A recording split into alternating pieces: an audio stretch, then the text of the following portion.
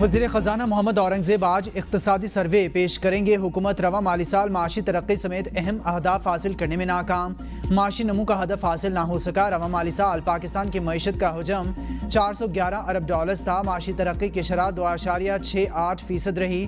گزشتہ مالی سال معاشی ترقی کی شرح 2.51% تھی، اقتصادی ترقی 3.6% کے برعکس 2.7% رہی۔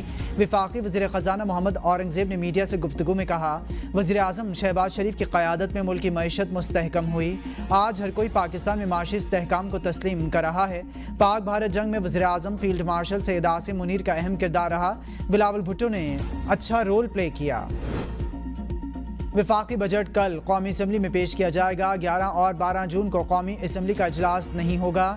13 جون کو قومی اسمبلی میں وفاقی بجٹ پر بحث کا آغاز ہوگا۔ اسپیکر قومی اسمبلی سردار ایاز صادق نے بتا دیا، کہا پارلیمانی جماعتوں کو قواعد و ضوابط کے مطابق بحث کے لیے وقت دیا جائے گا۔ وفاقی بجٹ پر بحث 21 جون تک جاری رہے گی۔ 23 جون کو مختص کردہ ضروری اخراجات پر بحث ہوگی۔ 24 اور 25 جون کو ڈیمانڈز، گرانٹس، کٹوتی کی تحریک پر بحث اور ووٹنگ ہوگی۔ 26 جون کو فائنانس بل کی قومی اسمبلی سے منظوری لی جائے گی۔ رواں مالی سال کے مجموعی اخراجات کا حجم 18,870 ارب روپے، بجلی سمیت دیگر شعبوں کو سبسڈی کی رقم بھی 1,400 ارب روپے کے لگ بھگ رکھنے کی تجویز۔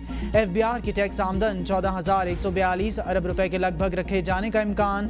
نان ٹیکس آمدن کا تخمینہ 4,851 ارب روپے سے کم ہو کر 3,500 ارب کے لگ بھگ رکھنے کی تجویز۔ سود کی ادائیگیوں کا بوجھ 9,775 ارب روپے سے کم کر کے 8,110 ارب روپے کرنے کی تجویز۔ درآمدی مرحلے پر ٹیرف میں رد و بدل کی تجویز سے 150 سے 200 ارب روپے کی کمی متوقع ہے۔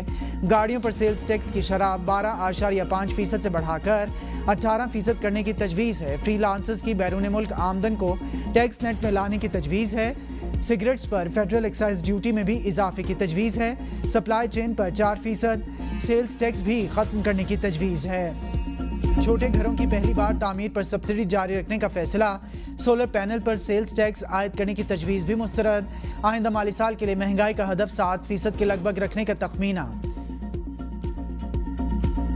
عید الاضحیٰ کا آخری روز، ملک بھر میں سیاحتی مقامات پر رش۔ خیبر پختونخوا اور میدانی علاقوں سے لوگ پہاڑوں پر پہنچ گئے، کوئی مہمان بنا تو کوئی میزبان۔ دعوتیں اڑانے کا سلسلہ بھی جاری۔ بڑے شہروں میں لوگوں نے پارکس کا رخ کر لیا۔ گھروں میں خواتین تگڑے ناشتے کے بعد دوپہر کے کھانے بنانے کے لیے تیاریاں شروع کر دیں۔ کہیں بریانی تو کہیں چپل کباب بنیں گے۔ کسی نے کڑاہی گوشت سے تواضع کرنے کا پلان بنا لیا۔ بھارت کو دنیا کے سامنے بے نقاب کرنے کا مشن۔ پاکستانی سفارتی مشن برطانیہ میں آج سے اپنی سرگرمیوں کا آغاز کرے گا۔ پاکستان اور جموں و کشمیر پر آل پارٹیز پارلیمانی گروپ کے ساتھ ملاقاتیں بھی طے۔ وفد برطانوی تھنک ٹینکس اور بین الاقوامی میڈیا کے ساتھ بات چیت کرے گا۔